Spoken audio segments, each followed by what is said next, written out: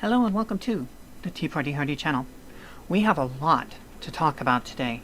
It's been a few days since the election, and the election results are not resolved.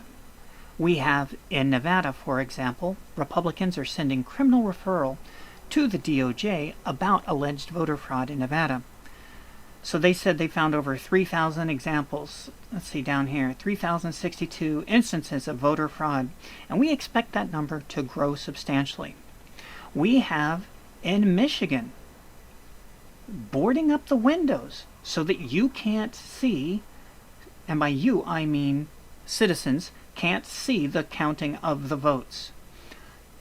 That's not democracy in action. That's fraud in action. What do they say? Democracy dies in darkness. It gets pretty dark when you start blocking out the sun. And let's see, what else do we have over here? We have Donald Trump could still win the election. Of course he could, and here's how. The main gist of this article by Charles Hurt, though, is the idea. Let's see if I want to recap his summary down here. For 4 years, they, the media, have been doing all the dirty bidding of elected Democrats. After all the insane lies and propaganda about Mr. Trump, these so-called watchdogs are supposed to be our last best hope for protecting the integrity of this election? Dear God. Mr. Trump should contest every aspect of this election that he can. And if that takes 6 months, then that will be 3 years and 6 months less than Democrats and their media goons spent contesting the 2016 election. We're not done. We have more. Let's take a look over here. This is over on ABC. Hardly Trump-friendly, considering they cut out of his speech yesterday because they got bored by it. It was a failure the House Democrats grapple over the surprise 2020 losses. Now, this is how they're still protecting Biden. House Democrats grapple with the result of the still unfolding election on a conference call Thursday, struggling with how to understand their unexpected losses. What happened to the blue wave? You promised us a blue wave of 20%. Yeah. Now here it comes. They understand their unexpected losses, even as former Vice President Joe Biden appears to be on the path to the White House.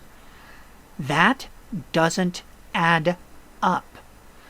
The Dems got their clocks cleaned in everything. No, they didn't. They didn't take... Ugh. Okay, so here's the deal. Do the Dems still own the House? Yes. We were promised a 20% blowout. This kind of blowout that occurred was done by an asthmatic, clearly. The House, the Republicans have picked up confirmed 6 seats, up to 10 as expected. It's not taking back the House. But you've got to remember, we're measuring this against a 20% blowout. That means it's going the other direction. And the same thing with the Senate. Susan Collins was supposed to get dumped from Maine. Joni Ernst was supposed to get kicked out of her state, and the list goes on and on and on and on. And Texas was supposed to go blue, and Florida was supposed to go blue, and now the only people crying the blues are the Dems. And yet we're supposed to believe, while all of that is going on, that no, Vice President Joe Biden appears to be on a path to the White House.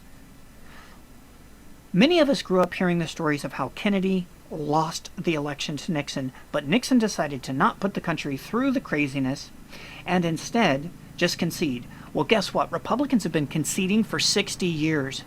Trump is the first Republican to come along. He's not even a Republican. Trump was the first guy to come along that took the Republican banner, and because he isn't a Republican, he's the only one to fight back. He campaigned in 2016 to remember the forgotten man, and he has succeeded at more of his promises than any other known president.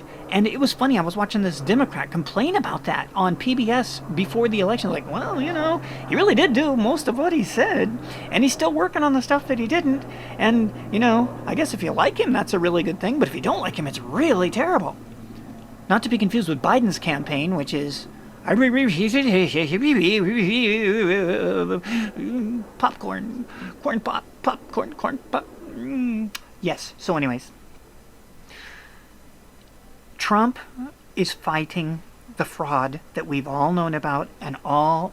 What fraud am I talking about? Oh, I don't know. Possibly Nevada with the fake votes. Possibly Michigan with the fake votes and the boarded walls. Wisconsin, where, wow, 200, how was it, 273,000 votes? It was in another story. 273,000 votes come in, all for Biden? All? No, literally, all. 273,000 votes and 0 for Trump? Oh, that was Pennsylvania. That was Pennsylvania. And we're supposed to believe that? I don't think so. And then you've got Michigan, where you had Trump win 60-40 in 2016, and now it's 60-40 against him? And remember, this is in the context that the Republicans kept every single House seat that was contested and picked up minimum of 6, most likely 10, and the Republicans are retaining the Senate. So, the Republicans stood firm, and yet, in Michigan, it went from 60-40 for Trump to 60-40 against. That, So here we are. Trump is still fighting in the courts. Thank God, he's the first Republican president to stand up.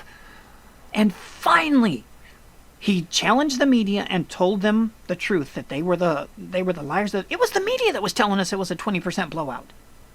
It was the media telling us, Russia, Russia, Russia. It was the media's telling us, oh, he's going to get impeached. Oh, he's impeached. Why wasn't that in the campaign? You impeached that dude, and it wasn't in the campaign. Ain't that something? He was also acquitted, and that wasn't in the campaign either. Why would you trust the media now when they've never stopped lying to you for over 4 years? Why? Why would you believe that Trump has lost all these states? Remember, it's not the vote counts that did it. And let's get back to the other really common sense idea, which is this. How did it come to be that all of the states that are contested right now are Democrat states? Just like all those votes coming in for Biden, all of them, 100% came in for Biden. All of the states that are being contested, that are neck and neck, why are they days and days out past the election? Nevada doesn't have that big of a population. Nevada's population is smaller than the population of Los Angeles, I'm pretty sure. And LA got their votes counted in 2 days. And Nevada it's 4 days later and they're still not done? So here's what you have lining up. You have all the states that are contested are blue states. Okay. You have all of these states that have tiny populations by comparison to the gigantic other states of Florida, New York, California, that all got their votes counted in 2 days. Now, California's going longer on some of the smaller ones. But the point being, because California's a disaster too with the mail-in thing. Now, I am glad to hear so many other people trumpeting what I've been saying forever, which is we've got to go back to Election Day. I'm not alone in that anymore. Yay, we have got to get out of this election month, election season. No, we've got to go back to Election Day, because this garbage can't happen in Election Day. And if it does, it makes the fight in the courts even easier, which Nixon could have won, but he didn't want to put the country through it. Well, thank you, Nixon. And now look what happened. Now they've just been taking advantage of it more and more and more. We know about, there are so many stories in history of all the corrupt politicians who fraudulently tip elections. In New York, I think it's Tallahassee Hall, and Chicago, oh my God, Chicago and Illinois, okay, with all of that history. And do you know what they all have in common? They're all Democrats. Every one of these places that is historically famous for tipping elections, they're all Democrats. So why would we be surprised in 2020 that Pennsylvania, where Trump was up 9 points on election night, with 100% of the votes counted, according to Real Clear Politics, how did it go from 9 points up with 100% of the votes counted to 0.00? What? Then it really wasn't 100% of the votes counted. So we got fraud all over the place. And Trump is the only guy to stand up to it. He has to fight, and not like I need to tell him, he's going to. He has to fight to expose and end this fraudulent everything. The fraudulent media, he's already exposed that. People know they're full of crap. The fraudulent media and the fraudulent voting system, and finally make it go to the courts and say, stop it. When it was Gore versus Bush, Bush fought, and the Florida Supreme Court, which at the time was Democrat, I don't know if it is or not now, but it was then, they kept changing the rules. Sound familiar, 2020?